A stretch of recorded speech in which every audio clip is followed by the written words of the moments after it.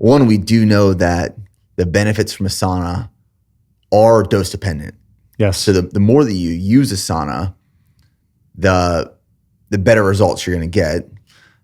The greater risk reduction in disease such as cardiovascular disease, dementia, neurodegenerative disease and disorders.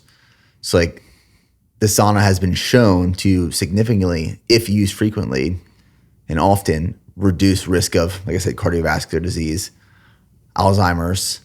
I recently had Max Lugavere on the podcast, who a lot of his research is around lifestyle intervention, diet intervention for diseases such as dementia, Alzheimer's. What is your main selling point around sauna benefits, usage, time, frequency, all of those things? Yeah. I think when you look at it from like a healthscape in the United States, specifically after the health scare that we've all had, like during the COVID pandemic, and I think a lot of people had to look themselves in the mirror and look at their lifestyle and look at their family and like how long people are living. And so I don't want to just blanketly use longevity as like the main selling point to sauna, but it is a genuine fear in the United States right now that people are not going to live a long life that's fulfilling with great health span. And people don't want to live to 90 years old if they're sitting in a bed from 60 to 90 years old. Like that's a fear of mine. And so, yeah, I'm more concerned with health span personally than lifespan. Yeah. Like if I could live 70 great fulfilling years and I'm just rocking for 70 straight years, I'm pumped about that. Same. I feel the same exact way. Yeah. And so sauna therapy specifically, a lot of the research that has continued to come out between 176 degrees to 214 degrees is showing that there's amazing longevity effects on the body. And what is fun, like you mentioned, is the dose-dependent effect of 4 to 7 sauna sessions weekly results in a 50% decreased all-cause mortality rate compared to those who just sauna once a week. And so it's like anything. Again, consistency isn't sexy, but it's like if I just continue to show up in the sauna every single day or 4 to 5 to 6 days a week, I'm going to be healthier.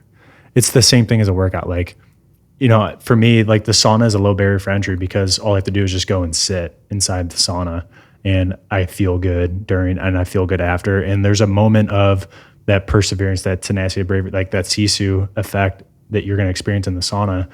It gets uncomfortable. It could get hard. Yeah. And I think it's important. But what that teaches you though, and what it encourages is more activity and better eating and better sleep. And I think that that's one of the underlying principles of sauna is that it encourages you to do more. And I think that when you look at sauna, when you position it, like for me, ideally, the way that I do it is I do it 4 to 5 times weekly at around 190 degrees for about 15 to 20 minutes at a time, about an hour prior to bed. Because what ends up happening is that when I'm in the sauna, my body induces a fever of 101, 102 degrees.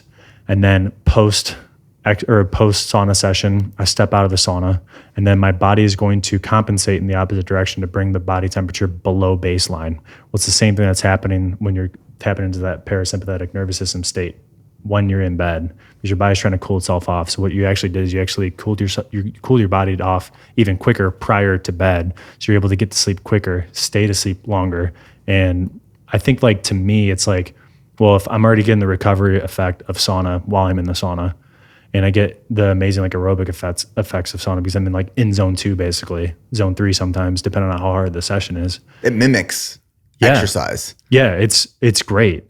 Now I think it's an exercise mimetic, but it's not an exercise replacement. Right. Yeah. Right. I want to be really careful to say that. But you know, like if I'm an aerobic athlete, if I'm a strength athlete, it's a great tool for me to be able to get my cardio in on top of the cardio I'm already doing. So it's not like you're adding, you can't run 40 miles and then do 2 hours of sauna and say you ran 60 miles. That's not how it works. Yeah. But it will still have positive benefit on the heart, on your cardiovascular system, because heart rate increases. Yeah. You sweat, blood pressure increases, very similar effects that happen to the body during exercise. Yeah. So To me, it's like pretty simple. It's like, how could we get more people in the United States sweating? Because there's an alarmingly high percentage of the United States that's obese. And so it's a lifestyle thing. And to me, it's like sauna is a lifestyle amplifier. Like whatever I want to do from a wellness standpoint, like it could be amplified through the use of sauna because it encourages me to exercise more. It encourages me to eat better. It encourages me to get better sleep if you position it the right way. And then like you could amplify your sauna session by introducing a cold plunge too. And so there's more and more research coming out about contrast therapy when it comes to just sauna and cold plunge alone versus together. But when you look at it from like an anecdotal side, like to me, like when I have like my Aura ring and it's like everything I'm getting back from like my sleep quality and data post sleep when I wake up in the morning, the nights that I sauna, it's no coincidence that my sleep is much better and I feel much better in the morning. I think that the biggest thing is if you are going to sauna at night, an hour or two prior to bed, you must drink water with electrolytes. Otherwise, you're going to notice something in the morning when you wake up. You might feel a little lethargic.